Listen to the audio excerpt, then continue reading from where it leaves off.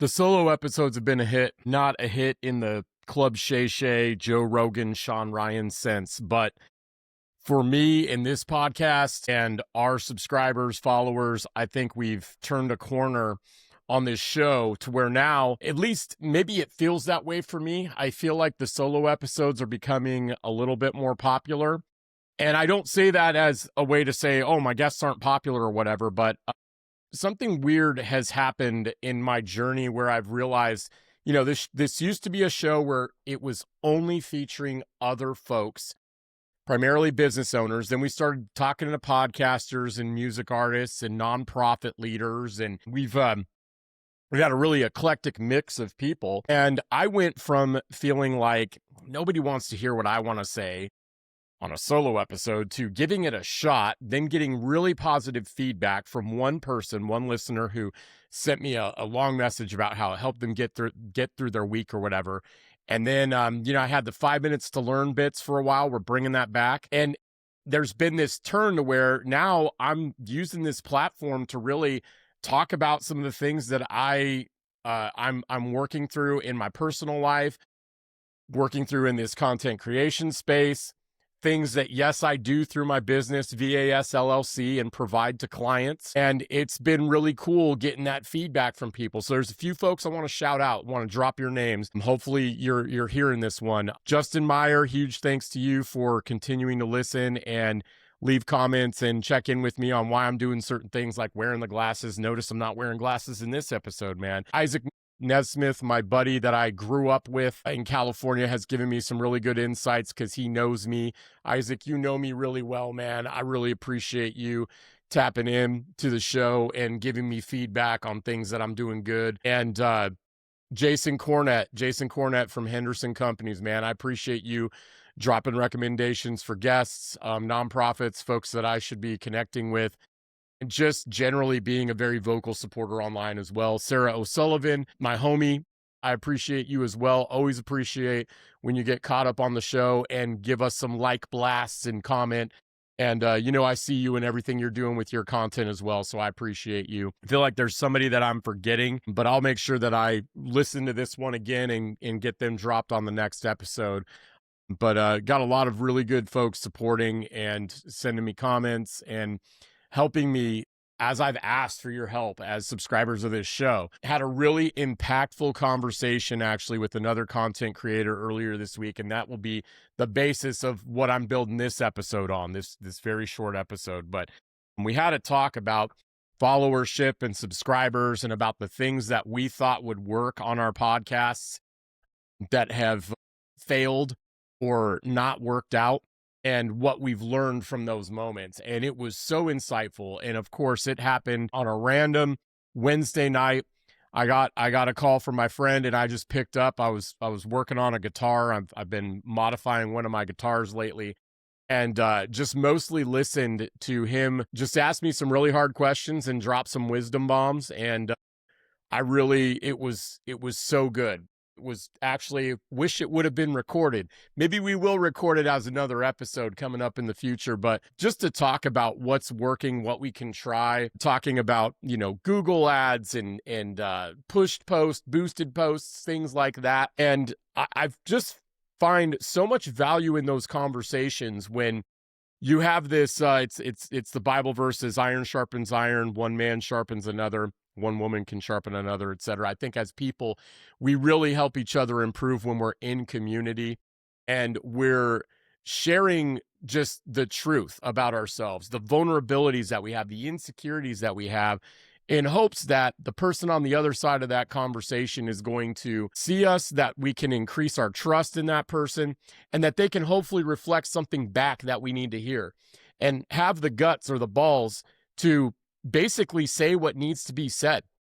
I think anyone who's lived some life knows that it's a terrible thing to be surrounded by yes men, yes women, right? Like people that just affirm whatever you say, whatever you do. I think ChatGPT and some of these other AI platforms have started to reveal themselves as I think it's sycophantic, right? Like it's really affirming no matter what. You're going to this platform, and if we transition it back to people in our lives, close friends, relationships, going to these people hoping that they're going to call out if you got some crap stuck in your teeth, right? And when they don't, when they let you walk around with, that weak spot in, your character or your attitude, or maybe you're a Debbie Downer, or maybe there's something that's happening in your life, like a relationship with someone at work, or they're noticing something in the way that you're parenting your kids, and they're afraid to say it. They're afraid to call it out. That is so dangerous, right? We don't want to surround ourselves with yes people, because when people see things and they don't feel safe enough to call it out, that allows that person who's going through those things and has all these wide open weaknesses or vulnerabilities to continue on in their ways and never improve. And so actually it becomes this thing where, like, if you say you love somebody, you're going to actually call out the things that they should be working on in love. That's the thing. And that's the challenge. And that's the part that I think is the biggest struggle. I know it was for me for a long time before I got really good at having difficult conversations and breaking bad news to people after getting a lot of reps in and doing it. That was a fear that I had. I couldn't make that transition from, addressing the truth in a way that was loving and that the person needed to hear. And that is just something that I so appreciate when I've got people in my life. That happens, in this space. I've met some really good content creators, people that are doing things. I respect what they're doing, and I see them, how they're leveling up, and it inspires me to level up. I've also seen it in people on the mats at TMC.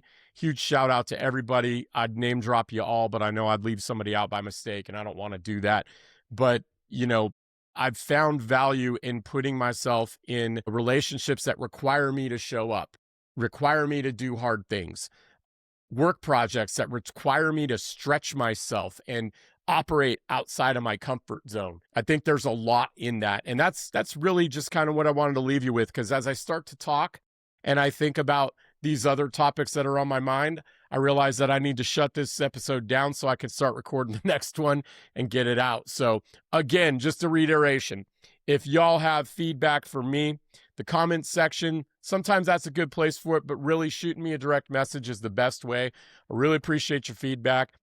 There were a few things that I talked about also, just as a recap from the last episode about, a large company engaging with KCBC in preparation for some things that are coming up in our city. That whole thing has pretty much died as far as I can tell.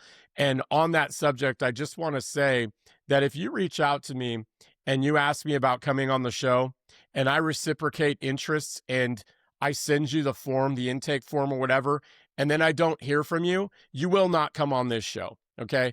I am not going to continue to reach out to people and play the game, the tit for tat, the back and forth, the email chain thing, all that stuff. It was probably the most savage thing I've said on the podcast in a long time. Feels like it came out of nowhere, but I do need to address that because, there are a few folks out there who I talked to in the last year, and it was a really positive conversation, and it seemed like you were going to come on the show. You were going to do what you needed to do. I shot you the form. You said, oh, I can't do it. I can't get to it, whatever. I said, that's cool. Let me send it to you again. And then still nothing, okay? I can't continue to do that, all right? Not going to hold a grudge against you, but you're not going to come on my show because you've already wasted enough of my time. All right, to end it on a positive note.